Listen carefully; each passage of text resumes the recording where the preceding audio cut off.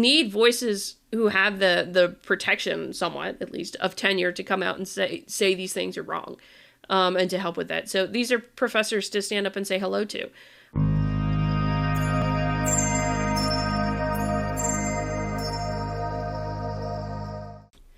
So I've said it many times, I will continue to say it. The university is the place where we train the next generation of scientists. And so I tend to focus on what's going on with respect to these different, with respect to the universities and the different things going on, because, how we train students relates to the next generation of scientists. So things going on in the university are important. And so I've also been making a point of highlighting academics who are pushing back against what has been the dominant cultural narrative, particularly around critical race theory and critical theory and DEI and all the rest in the universities, to point out that there are professors there that need support to be able to speak their minds, because it is incredibly difficult right now to feel like you can. I myself have had some experience with this, though not to the degree of others here, where I obviously do not feel like I can entirely speak my mind. Let's just say it's difficult to speak your mind on these different things. But I wanted to bring this up so people can understand. So there's two stories I have to talk about. First comes to us from Professor Gordon Klein, who guest wrote this post on why he is suing the University of California, Los Angeles, and it ended up in Barry Weiss's Substack. So we're going to read through this one, and then I got another one in a similar vein that actually involves a university near and dear to me, actually one that I quite like, which has unfortunately had the problem here. So why I am suing UCLA? I refuse to discriminate against my students. Then the problems began. Recently, I was suspended from my job for refusing to treat my black students as lesser than their non-black peers. Let me back up. I teach at UCLA's Anderson School of Management, and I've been doing this for 40 years. I've taught 15 different courses, including finance, accounting, and law. CNBC has had me on. I've been quoted in the Wall Street Journal. My saga, which nearly led to my firing, began the morning of June 2nd, 2020, when a non-black student in my class on tax principles and law emailed me to ask that I grade his black classmates with greater leniency than others in the class. Quote, "We are writing to express our tremendous concern about the impact that this final exam and project will have on the mental and physical health of our black classmates," the student wrote. "There was no project in this class, and it was unclear to me who the we in this case was. I suspected the student simply used a form letter he found online and neglected to change the subject." Quote, "The unjust murders of Ahmaud Arbery, Breonna Taylor, and George Floyd, the life-threatening actions of Amy Cooper, and the violent conduct of the University of California Police Department," notice the brackets, "have led to fear and anxiety, which is further compounded by the disproportionate effect of COVID-19 on the black community. As we approach finals week, we recognize that these conditions place black students at an unfair academic disadvantage due to traumatic circumstances out of their control." The student then requested that the final be a no-harm exam, meaning it should be counted only if it boosted one's grade.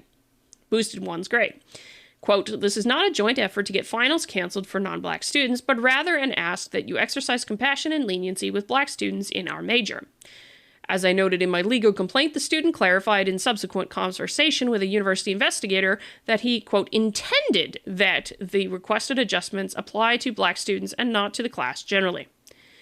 To try to make his case, the student drew from UCLA's Equity, Diversity, and Inclusion agenda, which directs professors to grant preferential equity to students belonging to underrepresented groups. I wholeheartedly support these principles as most of us understand them. I think human beings should be treated the same. I celebrate a diversity of opinions and arguments. And to say the least, I believe in making room for anyone with grades and gumption to study at one of the nation's most competitive universities. But academia has so corrupted these words that they are now hollowed-out corpses devoid of their original meaning.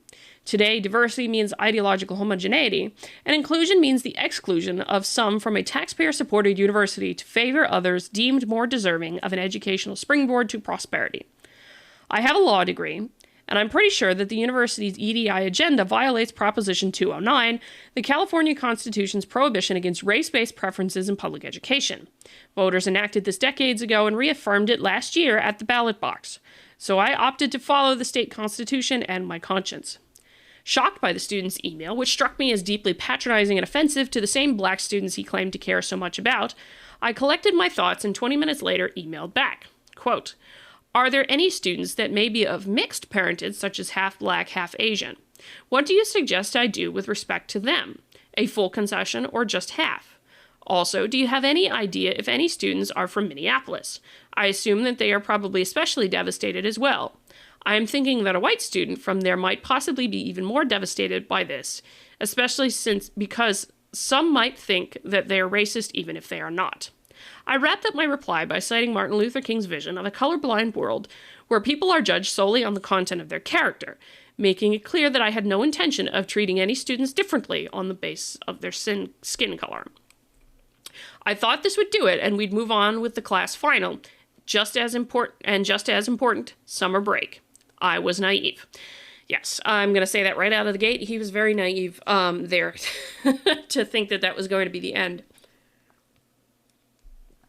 Because he's pointing out some fair questions, actually. I think a lot of his things there are fair questions that are based in their own logic, in a way, and he is also right, I think, and he would know even better than I am because I'm not a lawyer. The Proposition 209 forbids race-based preferences in public education. You are not allowed to do that. So he was actually acting within the law himself and not getting himself in trouble that way. But such is, cancel culture doesn't care about current law. And most of the time, we're thinking about it, the notion of, how should I put this? The notion of treating everybody the same doesn't end up being that way. And, I don't necessarily agree with his thing that diversity means ideological homogeneity. And I don't think academia is so corrupted that people have forgotten viewpoint diversity yet. And I say yet because I just don't know if it's going to last. I would actually agree. The student's email, deeply patronizing and offensive to the same black students he cares so much about. It says a lot when I see some of these things to assume that you know what your colleagues are thinking, what people, strangers even, are thinking about an event that has happened, what they're feeling about it because of any of the immutable characteristics. That is remarkably patronizing, and I would ask this, hey student, you think about that? That you're judging what other people think based upon the immutable characteristics, and that might have anyway. By that evening, students were calling for my job. Soon after, they circulated a petition demanding I be fired. Within a day or two, nearly 20,000 had signed without knowing anything about me or taking into account, as far as I could tell, the implications of a non-colorblind grading. I was attacked for being a white man and, quote, woefully racist. On June 5th, 3 days later, I was first emailed. 3 days after I was first emailed, I was suspended amid a growing online campaign against me. It was around that time that I started to receive death threats on voicemail and email. One email dated June 11th read, quote, "Oh, I'm not going to read that. I'm not going to read that one out loud because I think you two will have a problem with that. But about a week after this whole thing first blew up, there were police officers stationed outside my house. It would take UCLA's threat manager, Chris Silva, another 10 days to check in with me to make sure I was okay. Anderson administrators were rattled, and for good reason, but not because of the fact that my life was now being threatened. The problem was Anderson's reputation. It hadn't granted an African-American professor tenure in decades. It had but a handful of tenured Latino professors. Black students made up 2% of the student body, and men outnumbered women roughly 2-1, leading many students to call Anderson the Manderson School of Management. So even though a university administrator made clear to me the university could not take any action against me on the grounds that there was no known cause for taking such action, Anderson's dean, Antonio Bernardo, took matters into his own hands. He apparently reasoned that a well-timed publicity stunt might distract attention away from the school's reputation as an inhospitable place for students of color, to say nothing of the plummeting rankings in the U.S. News and World Report and Bloomberg Business Week. Without any, and for those of you wondering, those are prime ranking places for business schools. Without any deliberation I was aware of, Bernardo suspended and banned me from campus. Then, like a well-choreographed dance, the Anderson administration started attacking my character on social media. As I documented in my legal claim, on June 3rd, one day after I received the first email, Anderson School's Twitter account sent out a message, quote, "Respect and equality for all are core principles at UCLA Anderson. It is deeply disturbing to learn of this email, which we are investigating. We apologize to the students who received it and to all those who have been upset and offended by it, as well as we are ourselves." This implied that I didn't believe in equality for all, when that was exactly what I believed and continue to believe. Judson Kasky, who oversees the accounting program at Anderson, was tasked with monitoring my outgoing emails. I had been deemed radioactive. So the thing there is that they're confusing equality and equity to be the same thing, and they are absolutely not with that. So that's one thing there to say for UCLA is equality and equity are not the same thing. The professor here in question, Gordon Klein, was thinking about equality. They're thinking about equity. I was confused and hurt. From the start, my whole point had been that all students, irrespective of skin color, should be treated the same, and now this. Fortunately, some rational voices came to my defense. UCLA's Academic Senate's Committee on Academic Freedom condemned Anderson's administration for violating my rights and, quote, chilling other professors into not voicing unorthodox opinions. The university's Discrimination Prevention Office declared that there was no there, that the case did not warrant an investigation. On top of this, 76,000 concerned individuals from around the world, from across the country and beyond, signed a petition demanding my reinstatement. Bravo to all those people who stood up for that professor and for the professor himself for standing up for himself. Bravo. Less than 3 weeks after this whole thing blew up, I was reinstated, but this story is not over. You see, most of my income comes not from teaching at UCLA, but from the consulting to law firms and other corporations. Several of those firms dropped me after they got wind that I'd been suspended, the better to put distance between themselves and a, quote, racist. That cost me the lion's share of my annual income. The students involved in this escapade may have moved on to other causes, but I have not. I'm not sure I ever will. And this is the thing. Okay. I didn't cover it on this channel, but some months ago, something very similar happened with Smith College, and Jody Shaw actually covers it really well. But what happened with Smith College also is that 4 dozen leaders led by Robert Woodson, all of them black, sent a letter to to Smith College demanding they end their DEI work, their DEI programs and their anti-racism training, precisely because of how the reputations of people had been destroyed under false accusations and misunderstandings like this. And that, students shouldn't be coddled. That was the main point. That Smith College letter is absolutely brilliantly done. And so he's making a damn good point here, that when you suffer one of these things and your reputation gets besmirched and destroyed, the students may move on to somebody else because it doesn't hurt them. It doesn't hurt them forever. It hurts the professor like Gordon Klein, who's now got to figure out, what the hell? My reputation's been shattered. How am I going to make a living? My livelihood is almost destroyed by this. So he's got very good reason to be aggravated at what happened because UCLA didn't stick up for him in all of this. UCLA didn't stick up for him for his right to think and express an unorthodox viewpoint, in their view anyway. I want to have you. And I applaud him for sticking to his guns and doing this lawsuit. As a result, I have just filed a lawsuit against the University of California system. No employee should ever cower in fear of his employer's power to silence legitimate points of view, and no society should tolerate government-sponsored autocrats violating constitutional mandates. Absolutely correct. Absolutely correct. No employee should ever be cowering in fear of an employer's power to silence legitimate points of view, particularly in a university where the university's job is the pursuit of the truth. Purpose of the university, why it exists, the pursuit of the truth. As the Supreme Court ruled in a 1967 case in which a university professor refused to sign an oath stating he was not a communist, professors should never be coerced into an unthinking timidity.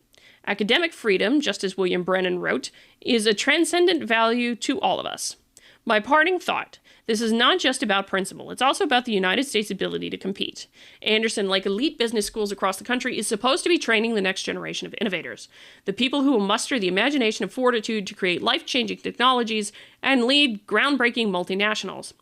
If we don't maintain our standards, if we're not allowed to push our students to do their very best, we will be disarming unilaterally.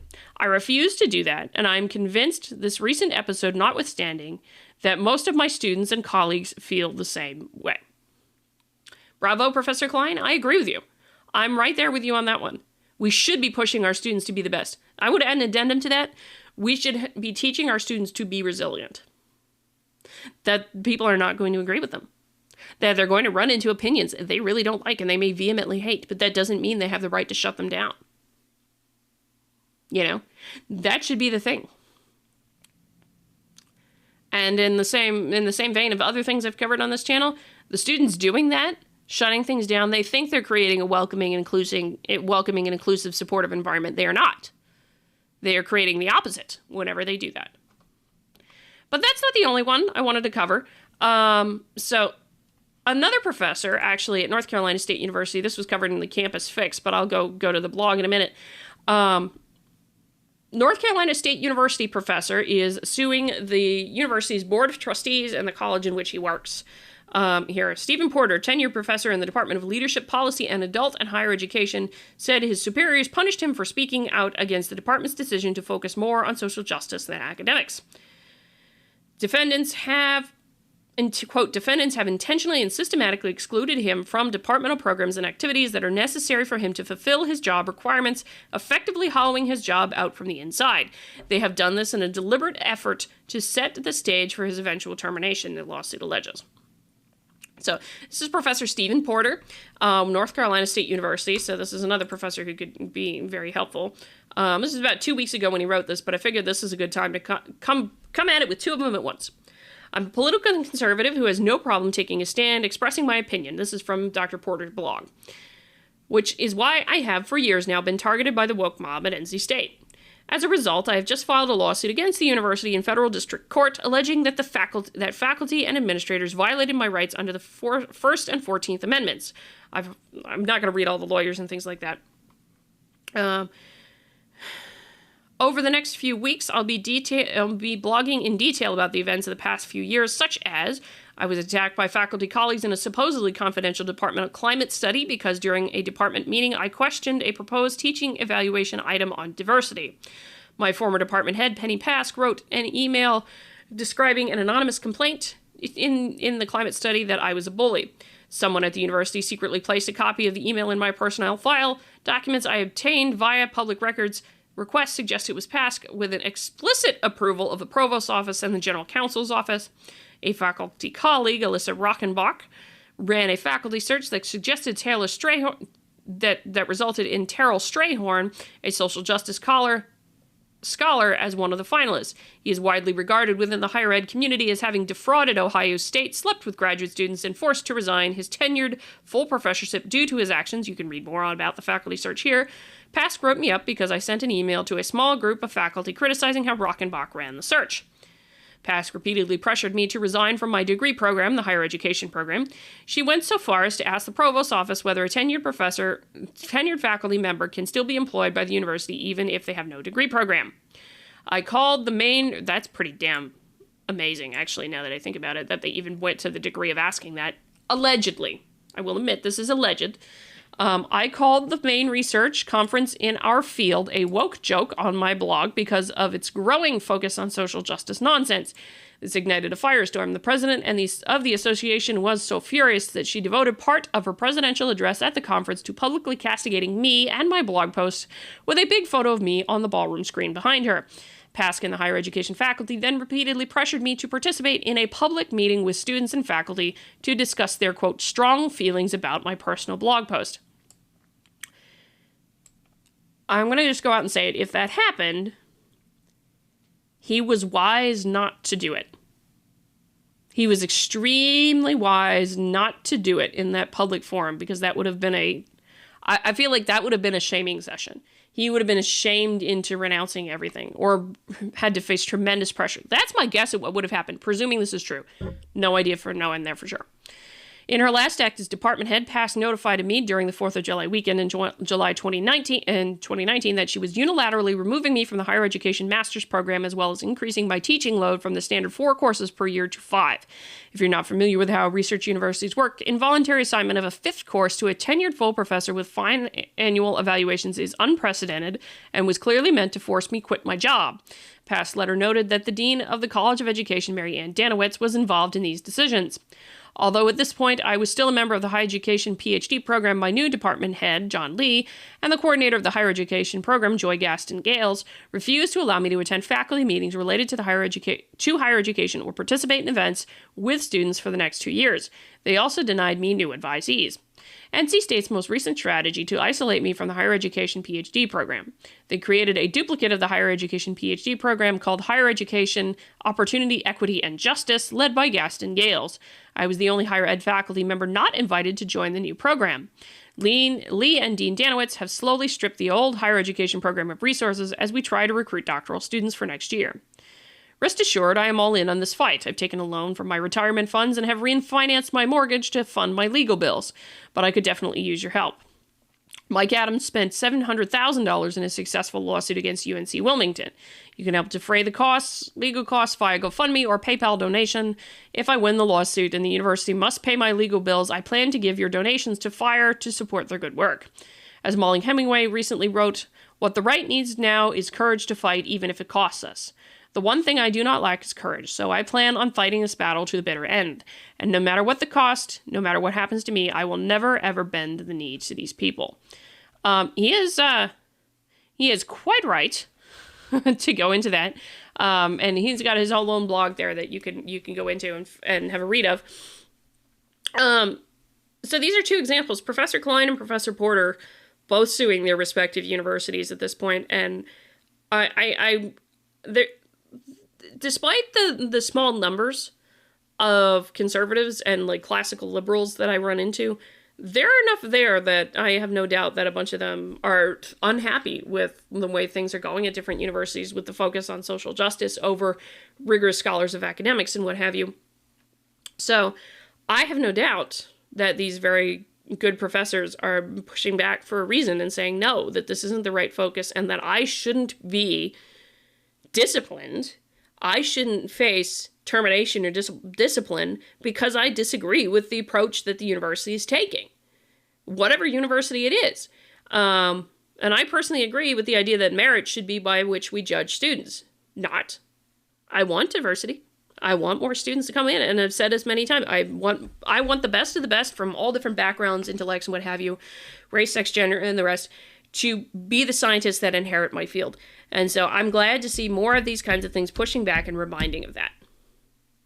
And pushing back on the students and what have you. This guy's specifically pushing back on his university because apparently they didn't like that he disagreed with them, which is unfortunate because, you're not supposed to be able to get away with that. So we'll see. This is alleged in both cases here that I've talked about, but it's examples that I point out because, I don't think it's a good thing if professors are. It doesn't say good things about the management of things going on at a university if a professor is inclined to sue their own employer, effectively.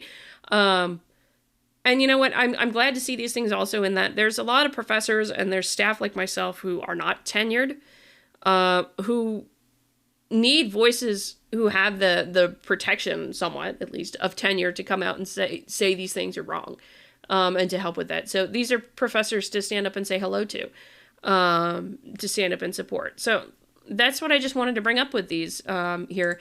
Professor Klein and Professor Porter, I may disagree with you on everything political-wise.